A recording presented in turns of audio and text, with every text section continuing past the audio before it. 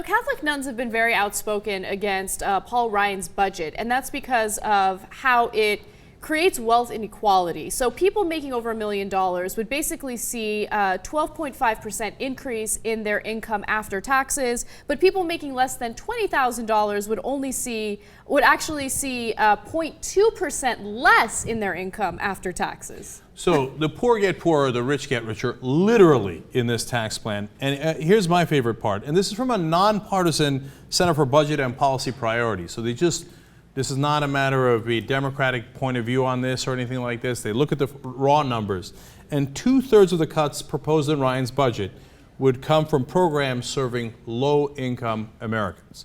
So they do massive tax cuts for the rich, and they pay for it by literally taking the money out of the programs for the poor. Now, if you care about helping the needy and the poor, as good Christians are supposed to, well, you would be concerned about that. And it turns out that there are a lot of nuns who are concerned about that, much to their credit. Now, conservative radio show hosts are not in favor of the nuns protesting the Ryan budget. In fact, Jan Mickelson recently spoke to a Representative Tom Latham, and here's what he had to say. There's a bus full of nuns headed towards Washington to lobby against the Ryan plan. Could you guys, do you have any power to pull the nuns on the bus over and pistol whip them? No. Oh, gee. It's always fun to be on his show. Well, they say that he is evil. They say he's a fake Catholic. They're the ones that threw the first punch. Yeah, they're the ones that threw the first punch by trying to defend poor people like they're supposed to do, right? Now, these are the same nuns who were chastised by the Vatican because the Vatican said you're concentrating too much on the poor. I love that, because that's what Jesus would want to hear from religious authorities. Hey, cut it out with all the talk about the poor people, okay? And the needy? Who needs them, right? So they're saying, no, we wanted you to concentrate more on gay marriage and abortion.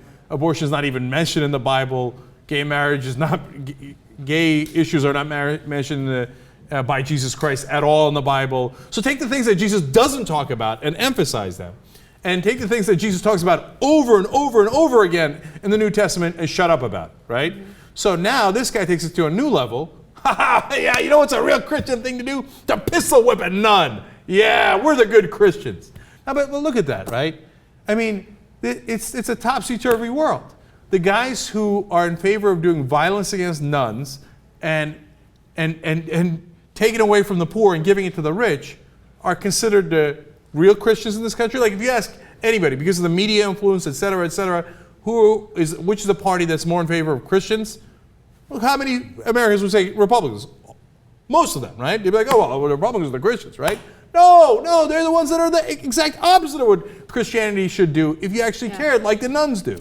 Yeah, look, this macho thought process is a real problem with religion, and oftentimes when we do stories that denounce religion, it's because we're talking about religious fundamentalism. But even with mainstream religion, like Catholicism, you're seeing people moving to the extreme right, to the point where you can't even defend them. Now, what the nuns are fighting for are the same things that we talked about when I went to church. That's what I remember of Christianity, Catholicism, talking about helping the poor, helping the needy. That's what religion used to be about, and that's the positive, I think those are the positive elements of religion that our own viewers believe in, right?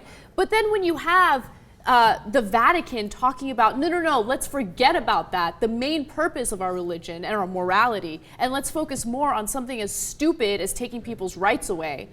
I mean, you lose all credibility. You're on the same page as fundamentalists in my book. When you're talking about pistol whipping and using violence against nuns, you're a fundamentalist in my book. Yeah. Here's who Jesus would have thrown out of the temple first. The guys who went around pretending that religion and Christianity and spirituality meant that you help the rich and take from the poor. That's the first guys he would have grabbed by the ear, if you believe in what the New Testament says. He would have grabbed by the ear and thrown him out. Look, that's part of why Jesus didn't like organized religion. Why? Organized religion becomes corrupt. And what does it do when it becomes corrupt? It protects the rich and the powerful and hurts the poor and the powerless. And so the nuns are trying to fight back against that, and that's why now Republicans and conservatives and the Vatican, they're all so frustrated that now it's gotten to the point where they're talking about violence against the nuns. I know, he was joking. It's really funny. Ha ha. Let's pistol whip a nun. Ha ha, that's so funny. That's the Christian thing to do.